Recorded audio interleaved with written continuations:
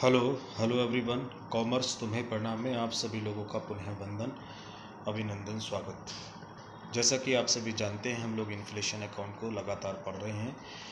Inflation accounts में हम लोग methods of the valuations of inflation accounting पढ़ रहे हैं, जिसमें से 3 मेथड्स आप लोगों ने ऑलरेडी पढ़ लिए हैं। जिसमें सीपीपी मेथड पहला है आप लोगों का, करंट परचेज प्राइस मेथड पढ़ लिया है। दूसरा आपने replacement cost accounting method RCA method पढ़ लिया है। तीसरा आपने करंट वैल्यू अकाउंटिंग मेथड पढ़ लिया है, सीवीए मेथड। एंड फोर्थ आज हम लोग डिस्कशन करेंगे आपसे current cost accounting method, CCA method. ठीक है, देखिए, अगर आप लोगों को ओवरव्यू जानना हो तो पिछली हमने एक वीडियो आपको भेजी थी, जो वीडियो हमने आपको भेजी थी जिसमें चारों मेथड्स का ओवरव्यू दिया है चार्ट के माध्यम से। नॉलेज चाहिए आपको, बस ओवरव्यू चाहिए तो आप उसे ही कीजिएगा, ठीक है ना। लेकिन अगर आपका लॉन्ग क्वेश्चन आता है और आपसे पूछता है किसी एक मेथड्स को डिफाइन करने के लिए कहता है, तो फिर आपको ये डिस्क्रिप्शन देना पड़ेगा। इसीलिए ये वीडियो आपके लिए बनाई जा रही है कि अगर आपसे कोई मेथड्स को कहता है, जैसे सीपीपी मेथड है, तो उसमें आप डिस्क्रिप्शन में ऐसे लिखेंगे जैसे एक वीडियो बनाई गई है। आरसीए मेथड या सीबीए मेथड के बारे में पूछता है तो ऐसे डिस्क्रिप्शन देंगे। अगर करंट कॉस्ट अकाउंटिंग के बारे में पूछता है तो जैसे आज आपको बता रहे हैं बिल्कुल इसी तरीके से आप लोग लिखिएगा। थोड़े से जो है इनका जो तरीका है वो थोड़ा सा अलग तरीके का है, इसलिए बुक में से आप लोगों को थोड़ी कन्फ्यूज़न हो सकती है। बस यहाँ पे हमने इस तरीके से मेंटेन किया है कि आप लोगों को इसी तरीके से एग्ज़ाम में लिख कर आने से याद भी आसानी से होगा, लिख कर भी आप आ सकते हैं। तो करंट कॉस्ट अकाउंटिंग मेथड की अगर बात करें तो करंट कॉस्ट अकाउंटिंग मेथड कहाँ फॉलो होता है आपको पता ही है। सीपीपी मेथड में आप एक बार आप लोग पता कर लीजिएगा, देख लीजिएगा पीछे सीपीपी मेथड, पीछे क्लास जरूर एक बार देख लीजिएगा। अगर प्रॉपर आप देखते हुए आ रहे हो तो इन्फ्लेशन अकाउंटिंग का एक एक कॉन्सेप्ट आपको जरूर क्लियर हुआ होगा, ठीक है। सीपीपी मेथड जो है हम लोग कहाँ यूज़ करते थे आपको पता होगा कि जहाँ हम लोग बैलेंस शीट को और पीएनएल अकाउंट को कन्वर्ट करते थे। दो तरह के प्रॉफिट हमारे पास होते थे, नेट चेंज मेथड और इनकम चेंज मेथड।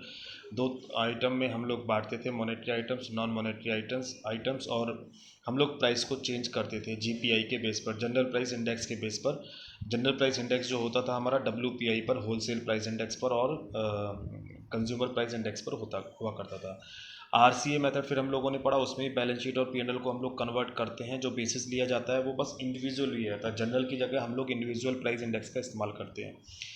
फिर अगले हमने पढ़ा current value accounting method. Current value में सिर्फ और सिर्फ बैलेंस शीट चेंज होती है और मार्केट वैल्यू के बेस पर हम लोग उसे कन्वर्ट करते हैं, कोई इंडेक्स का इस्तेमाल नहीं करते।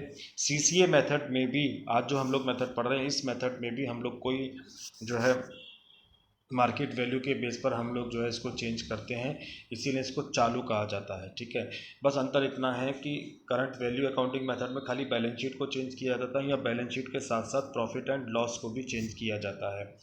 ओके, समरी में आप लोगों ने देखा था बैलेंस शीट और पीएनएल को कन्वर्ट करते हैं। होल्डिंग गेन और ऑपरेटिंग प्रॉफिट, दो तरह के प्रॉफिट यहाँ पर निकलते हैं। तो स्टेप बाय स्टेप हम लोग यहाँ पर एनालिसिस करेंगे। देखिए क्या भी रहा, the Sandilands Committee, first appointed by the British government in 1975, suggested this method to show the effect of the change price level in the articles. 1975 में ब्रिटिश सरकार ने, है ना, ब्रिटिश सरकार ने एक कमेटी बनाई जिसका नाम सैंडीलैंड्स था। उस कमेटी ने बताया कि हम लोगों को एक अकाउंट ज़रूर ऐसा तैयार करना पड़ेगा जो प्राइस लेवल चेंज को रिकॉर्ड कर सके। ये इसका हिस्टोरिकल थोड़ा सा पार्ट हम लोग पढ़ रहे हैं। कह रहा है कि इस in this methods each items of P and L account balance sheet is shown its current price. आगे बात यहाँ पे कि कह रहा था बैलेंस शीट और पी एंड एल दोनों को यहाँ क्या किया जाता है बच्चों, कन्वर्ट किया जाता है, ठीक है। ध्यान रखना है कि बैलेंस शीट और पी एंड एल दोनों को यहाँ कन्वर्ट किया जाता है। ओके, ये बात कह रहा है, पीछे हमने पढ़ लिया था। कह रहा है कि द ऑब्जेक्ट, इस पद्धति का उद्देश्य कंपनी की परिचालन संपत्तियां, ऑपरेटिंग एसेट्स के रखरखाव और प्रतिस्थापन के लिए पर्याप्त समायोजन करना, व्यवसायिक कार्यकरण से लाभ और मूल्य वृद्धि काल में रखी संपत्तियों से लाभ को पृथक पृथक दिखलाना है। कहने का मतलब क्या है कि दो तरह के प्रॉफिट की बात ये कह रहा है। एक तो कह रहा है होल्डिंग गेन और दूसरा आप लोगों से कह रहा है ऑपरेटिंग प्रॉफिट। ऑपरेटिंग प्रॉफिट का मतलब हो गया कि एसेट्स की रखभाल करनी, डेली जैसे काम करने, उनको मेंटेन करना, उससे होने वाले प्रॉफिट लॉस को आप लोग ऑपरेटिंग प्रॉफिट कहेंगे। होल्डिंग गेन का मतलब हो गया कि ऐसे वैल्यू जो बैलेंस शीट में जाती हो एसेट्स को रखने से, एसेट्स को रिप्लेसमेंट करने से, एसेट्स का एडजस्टमेंट करने से, जो भी आपको उनके वैल्यू में इंक्रीज डिक्रीज हुआ है उससे होने वाले प्रॉफिट को आप लोग होल्डिंग गेन कहेंगे। आगे इन्होंने बताया है कि होल्डिंग गेन कैसे निकलेगा। देखिए, होल्डिंग गेन के नाम 3 नाम और हैं, इसको समझ लीजिएगा। पहला नाम इन्होंने दिया है नेट होल्डिंग गेन्स, शुद्ध धाती लाभ, करंट कॉस्ट अकाउंटिंग रिजर्व, चालू लागत लेखा विधि संचय, रिवोल्यूशन रिजर्व, पुनः मूल्यांकन संचय। अगर इस नाम से ही पूछता है तो इसका मतलब भी होल्डिंग गेन ही होता है। क्या करते हैं इसके अंदर हम लोग? फ्रीज एसेट्स का वैल्यूएशन करते हैं, स्थायी संपत्तियों का मूल्यांकन करते हैं। किस प्राइस पर करते हैं? तो कह रहा है कि वैल्यूएशन ऑफ फ्रीज एसेट्स चिट्ठे में स्थायी संपत्ति को व्यवसाय के उनके मूल्य पर दिखलाया जाएगा, न कि हिरासत मूल्य लागत पर। यानी कि एसेट्स के मूल्यांकन के लिए 3 तरह के प्राइस आपके पास हो सकते हैं: net replacement value, net realisable value, economic value. Net replacement value क्या होता है, नेट रियलाइजेबल वैल्यू क्या होता है, इकोनॉमिक वैल्यू क्या होता है, इसको हम लोग समझते हैं। देखिए, नेट रिप्लेसमेंट वैल्यू का मतलब क्या है? शुद्ध प्रतिस्थापन मूल्य। क्या कहना चाह रहा है कि कोई मशीन जिसकी कॉस्ट 1 साल है और उसका जीवन जो है मान लीजिए 10 साल है, ठीक है। कोई मशीन है 1 लाख रुपए की, वो 10 साल चलेगी, पास्ट है, 4 साल गुजर चुके हैं ऑलरेडी। नेट यूनिट, ठीक है, नेट यूनिट का मतलब हो गया कि नई जो यूनिट लगाई जाएगी, न्यू यूनिट, वो कितने लाख रुपए की लगाई जाएगी? 1.5 लाख रुपए की लगाई जाएगी। तो रिप्लेसमेंट वैल्यू का मतलब हो गया कि हमें कितने रुपए चाहिए, हमको ये हिसाब लगाना है। देखिए, हमको 1.5 लाख रुपए की एसेट्स खरीदनी पड़ेगी, हम लोग डेप्रीशिएशन लगाएंगे 4 साल, 4 साल का, 4 साल हमने यूज़ कर लिया ना, तो ध्यान रखना कि जो डेप्रीशिएशन लगाएंगे वो नई वाली प्राइस पर ही लगाएंगे। 1.5 लाख रुपए का लगाइएगा आप लोग, जो भी डेप्रीशिएशन है 1.5 लाख, और डिवाइड बाई कर देंगे 10 से, क्योंकि 10 साल जीवन काल है इसका। तो 1 साल का डेप्रीशिएशन कितना हो गया? 15,000। 4 साल आप लोगों ने यूज़ कर लिया, तो 15 गुणा 4 बराबर कितना हो गया? 60,000 रुपये का डेप्रीशिएशन। नए रिप्लेसमेंट वैल्यू जितने रुपए की नई खरीदी जाएगी 10 साल बाद, उसके प्राइस में से नए वाले प्राइस पर डेप्रिसिएशन लगा के आप लोग माइनस कर देंगे। जो आपके पास बचा 90,000, this is a net replacement value. इसी को हम लोग बोलते हैं शुद्ध प्रतिस्थापन मूल्य। ध्यान रखने वाली बात है, एक तो मूल्य ये होता है, दूसरा होता है नेट रियलाइजेबल वैल्यू। बहुत आसान है। नेट रियलाइजेबल वैल्यू का मतलब हो गया कि जितने रुपए की वो बिकती है उसे हम लोग नेट रियलाइजेबल वैल्यू कहते हैं। कह रहा है विद्यमान संपत्ति के तुरंत विक्रय से प्राप्त शुद्ध रोकड़ मूल्य, यानी जो भी संपत्ति हम लोगों ने बेची है उस संपत्ति से जो पैसे मिले हैं उसी को हम लोग क्या बोलते हैं? नेट रियलाइजेबल वैल्यू बोलते हैं। तीसरा प्राइस होता है इकोनॉमिक वैल्यू।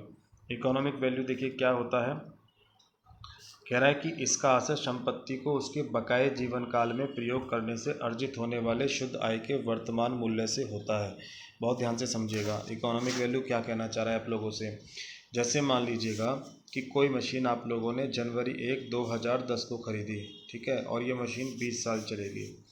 हम लोग 2019 में इस समय खड़े हैं, तो मशीन कितनी और चलेगी हमारे पास? देखिए, यहाँ से यहाँ तक कि 20 साल चलेगी, है ना। 20 साल में से हमने कितने साल 2019 में अगर 9 साल यूज़ कर लिया, तो 20 में से 9 गया, तो कितने साल बचा रह गया अभी मशीन का? और 11 साल। मशीन 11 ईयर और काम करेगी, तो 11 साल सपोज करो कि हम इस पर कितनी इनकम कमा सकते हैं। 11 साल का हिसाब लगाएंगे इनकम का। तो सपोज़ करो कि हम हर साल इस पर प्रोडक्शन करते हैं 10 लाख रुपए का। 10 लाख रुपए पर 10% की इनकम कमा लेते हैं, तो 1 लाख रुपए 1 साल का हम लोग इनकम कमा लेते हैं। तो 11 साल में हम लोग कितने रुपए कमाएंगे? 11 लाख रुपए। 11 लाख रुपए की कीमत को हम आज की वैल्यू में रख देंगे, वो इसकी वैल्यू हो जाएगी, उसको हम लोग बोलेंगे इकोनॉमिक वैल्यू। बात समझ में आ गई? 11 लाख रुपए फ्यूचर में जो अर्निंग होने वाली है हमको, उसकी आज के प्राइस के बेस पर हम जो प्राइस डिटर्मिनेट करेंगे, वह कीमत जो होगी वही उस मशीन की इकोनॉमिक वैल्यू होगी। तो 3 तरीके की वैल्यू ध्यान रखेंगे। स्थायी फिट एसेट्स को वैल्यू करने के लिए 3 तरह की वैल्यू हम लोगों ने समझी है। एक तो नेट रिप्लेसमेंट वैल्यू, दूसरी नेट रियलाइजेबल वैल्यू, तीसरी इकोनॉमिक वैल्यू। इन तीनों के बेस पर वो कभी भी कह सकता है कि किसी से भी। वैसे इनमें सबसे पहला ही सबसे बेस्ट माना जाता है, नेट रिप्लेसमेंट वैल्यू। इन तीनों के प्राइस को जब तय कर लिया तो क्वेश्चन में हमसे कहेगा कि जिस जिस बेस पर वो हमसे कहेगा उसी बेस पर हम लोग वैल्यूशन करेंगे, ठीक है। तो अब लोग हम होल्डिंग गेन निकाल देंगे। होल्डिंग गेन निकालने के लिए हमको ये समझना जरूरी था कि वैल्यूशन ऑफ स्टॉक कैसे किया जाता है, वैल्यूशन ऑफ फिक्स्ड एसेट्स कैसे किया जाता है। तो valuation of fixed assets under CCA method, देखिए करंट कॉस्ट अकाउंटिंग मेथड से हम लोगों ने क्या काम कर लिया, हम लोगों ने सबसे पहले वैल्यूशन ऑफ फिक्स्ड एसेट्स कर लिया। फिक्स्ड एसेट्स का वैल्यूशन करने के लिए 3 आप लोगों ने बताए, 3 मेथड से कोई सा एक method, replacement cost accounting method से, या हम लोग दूसरा वाला जो मेथड था हमारे पास नेट रियलाइजेबल वैल्यू, और तीसरा हमारे पास था इकोनॉमिक वैल्यू। तीनों में से कोई सा भी प्राइस, ठीक है ना, एक प्राइस पर यहाँ लिख देंगे उसका वैल्यूशन करके। फिर उसमें से डेप्रिसिएशन घटा देंगे हम। Original cost of fixed assets, ध्यान रखना कि फिक्स्ड एसेट जितने रुपए खरीदी थी उस पर जितना डेप्रिसिएशन बैठ रहा है वो माइनस कर देंगे, वही हमारा क्या हो जाएगा, होल्डिंग गेन हो जाएगा। कुल मिला के कहने की बात क्या हुआ कि होल्डिंग गेन अगर आपको निकलना है तो होल्डिंग गेन निकालने के लिए क्या करेंगे कि आप लोग पहले एसेट्स का वैल्यूशन कीजिए, फिर एसेट्स का वैल्यूशन तीनों में से किसी मेथड पे कर सकते हैं, या तो नेट रिप्लेसमेंट मेथड से कर सकते हैं, या आप लोग नेट रियलाइजेबल वैल्यू से कर सकते हैं, या आप लोग इकोनॉमिक वैल्यू से कर सकते हैं। उस फिक्स्ड एसेट्स का वैल्यूशन करने के बाद उसमें से आप लोग माइनस कर दीजिए डेप्रिसिएशन ओरिजिनल कॉस्ट पे लगाया गया हो, उसकी मूल लागत पे लगाया गया हो, जब तक यूज़ कराए तब तक का डेप्रिसिएशन घटा दिया, तो डेप्रिसिएशन घटाने के बाद जो आपके पास अमाउंट आई वही आपका होल्डिंग गेन कहलाता है, वही आपका शुद्ध धाती लाभ कहलाता है। आई होप क्लियर हो गया होगा। दूसरा इसमें जो हमको निकालना है प्रॉफिट, वो दूसरा प्रॉफिट होता है आपके पास operating profit, current cost operating profit, चालू लागत परिचालन लाभ की गणना। देखिए कुछ नहीं करना, पहले आप नॉर्मल P&L अकाउंट जैसे बनाते हैं बिल्कुल वैसे बना लीजिएगा, उससे जो भी प्रॉफिट एंड लॉस आए उसे सर्च कीजिएगा। नॉर्मल जो भी बनाते जैसे बनाते आ रहे हैं P&L अकाउंट, कह रहा है देखिए इसकी गणना के लिए ऐतिहासिक लागत लेखा विधि से ज्ञात परिचालन लाभ से निम्न समायोजन किए जाते हैं। आप ऑपरेटिंग प्रॉफिट निकाल लीजिएगा। ऑपरेटिंग प्रॉफिट यानी जो भी P&L अकाउंट बनाया उस P&L अकाउंट से जो भी आपका प्रॉफिट आया है। हिस्टोरिकल कॉस्ट तो हम अकाउंट बनाते ही हैं, हमारे यहाँ हिस्टोरिकल कॉस्ट अकाउंट के हिसाब से खाते बनते हैं, यानी पहले किसी भी तरीके से आप नेट प्रॉफिट पता कर लीजिएगा, ऑपरेटिंग प्रॉफिट पता कर लीजिएगा, फिर उसमें से कुछ चीज़ें ये माइनस करिएगा। ये जो माइनस करनी है 5 एडजस्टमेंट आपको करने होते हैं। कि 5 एडजस्टमेंट कौन से, बहुत ध्यान से समझिएगा। Depreciation adjustment, COSA cost of sales adjustment, ठीक है। तीसरा मॉनेटरी वर्किंग कैपिटल एडजस्टमेंट, मौद्रिक कार्यशील पूंजी का समायोजन। नंबर चौथा गियरिंग एडजस्टमेंट, गियरिंग एडजस्टमेंट का मतलब हो गया कि दंतीकरण का समायोजन। एंड पांचवा आपके पास हो गया adjustment for fixed assets disposal, ठीक है। ध्यान में रखने वाली बात क्या रही, आपको फिर दोबारा बता दे रहे हैं हम लोग कि आप लोगों को ध्यान में रखना है कि पहले नॉर्मल तरीके से प्रॉफिट निकाल लीजिएगा, जो भी आपका नेट प्रॉफिट ऑपरेटिंग प्रॉफिट आया है। आफ्टर इट आप लोग क्या करने वाले हैं, आफ्टर इट करने वाले आप ये हैं कि जो भी आप लोगों ने प्रॉफिट आया उस प्रॉफिट में से इन 5 चीज़ों का एडजस्टमेंट करेंगे। Depreciation, cost of good sold, monetary working capital adjustment, gearing adjustment और फिक्स्ड एसेट्स एडजस्टमेंट, ठीक है। चलिए स्टेप बाय स्टेप समझते हैं क्या कहता है डेप्रिसिएशन को। देखिए डेप्रिसिएशन इन पांचों की अगर मैं शॉर्ट में आपको बात बताऊं तो कुछ नहीं, आपको करना क्या है कि करंट के हिसाब से डेप्रिसिएशन और हिस्टोरिकल कॉस्ट के हिसाब से डेप्रिसिएशन का जो डिफरेंस है उसे ही हम लोग एडजस्टमेंट कहते हैं। इसी तरीके से कॉस्ट ऑफ गुड सोल्ड, जिस समय अकाउंट बने उसके हिसाब से कॉस्ट ऑफ गुड सोल्ड, और आज के हिसाब से जिस डेट में हम लोग अकाउंट बना रहे हैं कन्वर्ट कर रहे हैं रेट को, उसके हिसाब से कॉस्ट ऑफ गुड सोल्ड, उसके रेट उसके डिफरेंस को हम लोग एडजस्टमेंट कहते हैं। मॉनेटरी ऐसी मॉनेटरी वर्किंग कैपिटल, उस समय की वर्किंग कैपिटल आज की वर्किंग कैपिटल का डिफरेंस वो एडजस्टमेंट कहलाता है। गियरिंग एडजस्टमेंट, गियरिंग का मतलब क्या होता है, गियरिंग का मतलब समझ लीजिए डेप्ट और शेयर, इन दोनों के रिलेशन को गियरिंग कहते हैं, ठीक है। डेप्ट और शेयर, डिबेंचर्स और शेयर्स के जो कॉम्बिनेशन होता है इसको हम लोग क्या बोलते हैं, इसको हम लोग गियरिंग बोलते हैं। तो डेप्ट और शेयर के बारे में जो एडजस्टमेंट है उसके एडजस्टमेंट को कवर करने के लिए हम लोग यहाँ लिख देते हैं। फिर आता है adjustment for fixed asset disposal. Adjustment of fixed asset disposal का मतलब हो गया कि फिक्स्ड एसेट्स के बारे में जो इंक्रीज और वैल्यू डिक्रीज हुई है करंट प्राइस के पिछले सालों से, उसके एडजस्टमेंट को हम लोग क्या बोलते हैं, फिक्स्ड एसेट्स डिस्पोजल बोलते हैं। तो आई होप ये समझ में आ गया, लेकिन देखिए मैंने आपको शॉर्ट में बता दिया, डीपली आप लोग देखना चाहें तो देख सकते हैं यहाँ से। ये देखिए फॉर्मूले के बेस पर आपको बता रहा है डेप्रिसिएशन एडजस्टमेंट। डेप्रिसिएशन एडजस्टमेंट में क्या किया आप लोगों ने, डेप्रिसिएशन एडजस्टमेंट में क्या किया, डेप्रिसिएशन एडजस्टमेंट करंट ईयर का डेप्रिसिएशन और फिर करंट ईयर का depreciation under historical cost accounting method से आ गया ना। देखिए हिस्टोरिकल कॉस्ट मेथड के हिसाब से यानी पुराने वाले मेथड के हिसाब से और आज के हिसाब से डेप्रिसिएशन निकाल के इन दोनों के डिफरेंस को हम लोग जो प्रॉफिट आया है नेट प्रॉफिट हमने जो निकाला है उसमें एडजस्टमेंट कर देंगे, माइनस या प्लस कर देंगे।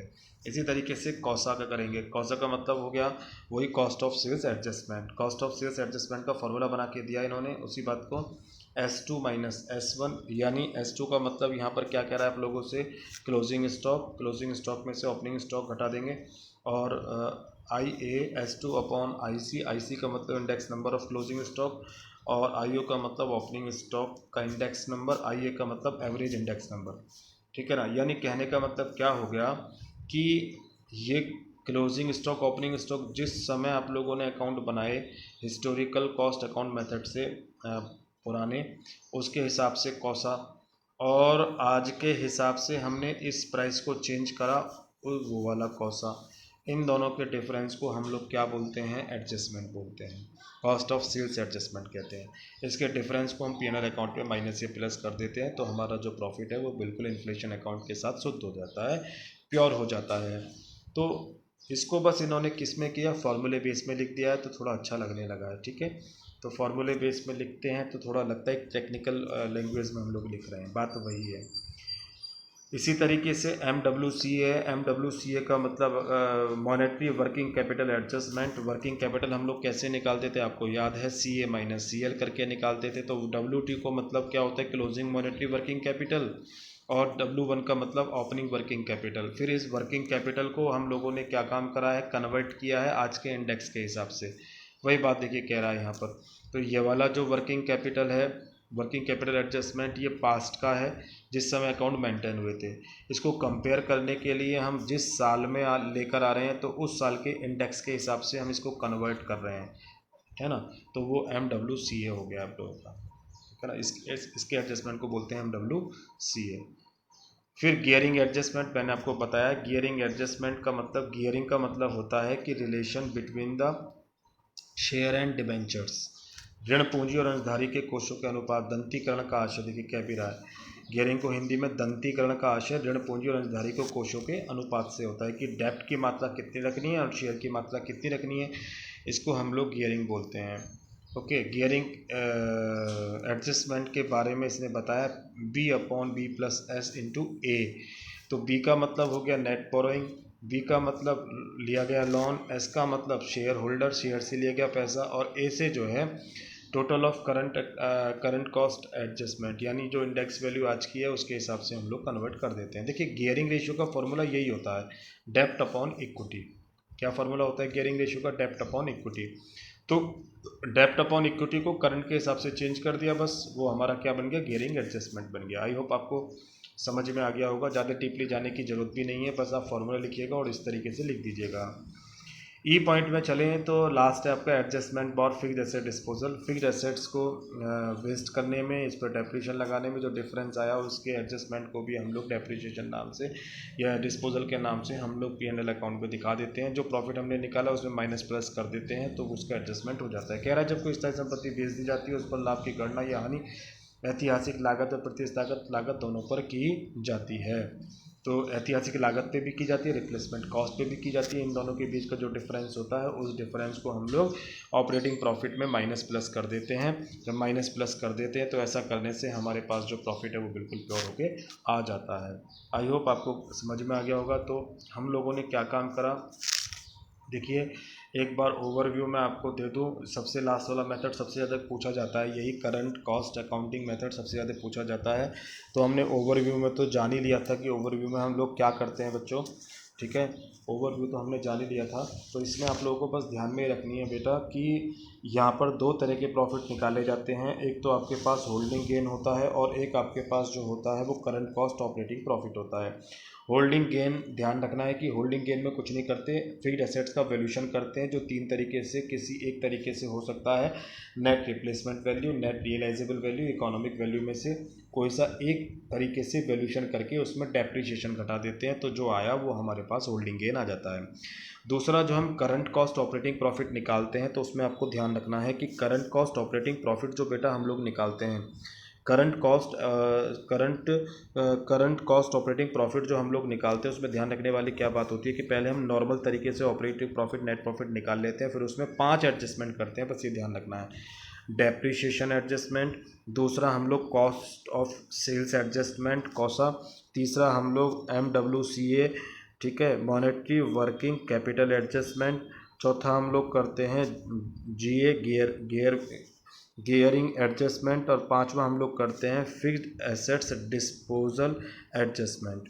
ये पांचों एडजस्टमेंट जो भी आता है उसे ऑपरेटिंग प्रॉफिट में से माइनस कर देते हैं, तो जो हमारे पास आता है वो आता है हमारे पास करंट कॉस्ट ऑपरेटिंग प्रॉफिट, वो हमारे पास ऑपरेटिंग प्रॉफिट आ जाता है। ये पांचों जो एडजस्टमेंट है कुछ नहीं है, इनकी शाब्दिक भाषा में इनका अर्थ बताऊं तो जो पुराने वाले होते हैं ये सब depreciation, cost of goods sold और वर्किंग कैपिटल, ये सब पुराने वाले नए वाले रेट पर हम लोग इसको कन्वर्ट करते हैं, और इन दोनों के बीच का जो भी डिफरेंस होता है उसको हम लोग एडजस्टमेंट बोलते हैं। उन दोनों के बीच का जो डिफरेंस है वो हम ऑपरेटिंग प्रॉफिट में माइनस प्लस कर देते हैं, तो हमारे पास जो आता है वो हमारे पास ऑपरेटिंग प्रॉफिट आ जाता है। आई होप आपको ये मेथड समझ में आ गया होगा।